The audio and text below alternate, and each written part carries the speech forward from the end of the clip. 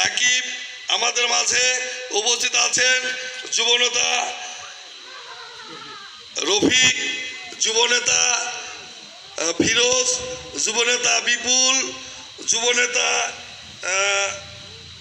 হেনাজুল, যুবনেতা ওবায়দুল, খালেক সহ, আমি সবার নাম বলতে পারলাম না, সহ আমাদের মাঝে সামনে উপবিষ্ট এই এলাকার যারা আপনারা আছেন সবাইকে শারদীয় দুর্গা উৎসবের শুভেচ্ছা। সংগ্রামী ভাইরা আমার, আপনারা জানেন দীর্ঘ 17 বছর এই দেশে কোনো শাসন ছিল না, এই দেশের মানুষ বৈষম্যের শিকার হয়েছে। আপনারা জানেন আমাদের 2001 সাল থেকে 2006 সাল পর্যন্ত 4 দলীয় ঐক্যজোট যখন ক্ষমতায় ছিল, দ্রব্যমূল্যের কি দাম ছিল, তখন চালের দাম কত ছিল, আজকে চালের দাম কত, তখন সয়াবিন তেলের দাম কত ছিল, এখন কত। যারা আপনারা আছেন তারা এই যে অনুভব করে দেখবেন, প্রায় 15 থেকে 20 ভাগ উপরে দাম, এত দ্রব্যমূল্যের ঊর্ধ্বগতি হয়েছে। এই দেশকে একটা তোলাবিহীন ঝুলিতে রূপান্তরিত করা হয়েছে এবং আমেরিকা, ইউরোপ, বিভিন্ন মন্ত্রী এমপিরা তারা বিভিন্ন জায়গায় আমাদের দেশের সম্পদ লুণ্ঠন করে নিয়ে গিয়ে তারা বিভিন্ন দেশে রাজপ্রসাদ, অট্টালিকা, বেগমপাড়া গঠন করেছে। সংগ্রামী ভাইরা আমার, আমরা যারা এই বাংলাদেশকে ভালোবাসি, আমার নেতা জনাব তারেক রহমান তিনি বলেছেন ধর্ম যার যার, নিরাপত্তা পাবার অধিকার সবার।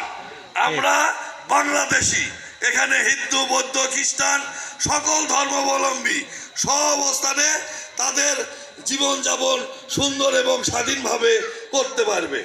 আর আরেকটি কথা, সেটি হলো আমাদের বাড়ি বগুড়াতে, আমাদের শহীদ রাষ্ট্রপতি জিয়াউর রহমানের পুণ্যভূমিতে আমাদের জন্ম।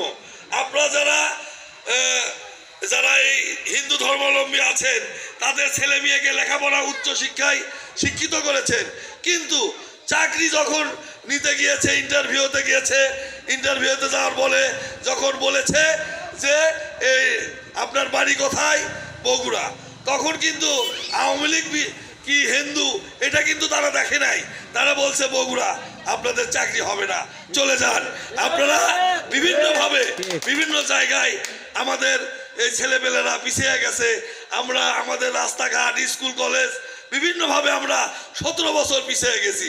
আমরা যারা এখানে বগুড়াতে বাস করি, আমরা বাইরে যখন যারা চাকরিতে আছে, আপনাদের ভাই ভাইস্তা যারা আছে তাদেরকে বলবেন, যখন বলে আপনার বাড়ি কোথায়, যে আমার বাড়ি বগুড়াতে, তখন যে একটা সম্মান, যে কি জিয়াউর রহমান এলাকার লোক আসছে, এই যে একটা সম্মান, এখান থেকে কি আমরা বগুড়াবাসী বঞ্চিত হতে চাই না? তাহলে আগামী নির্বাচনে আমাদের তারেক রহমান মনোনীত যেই প্রার্থী হবে তাকেই ধানের শীষে আপনারা বিপুল ভোট দিয়ে জয়যুক্ত করবেন ইনশাআল্লাহ। আর আমাদের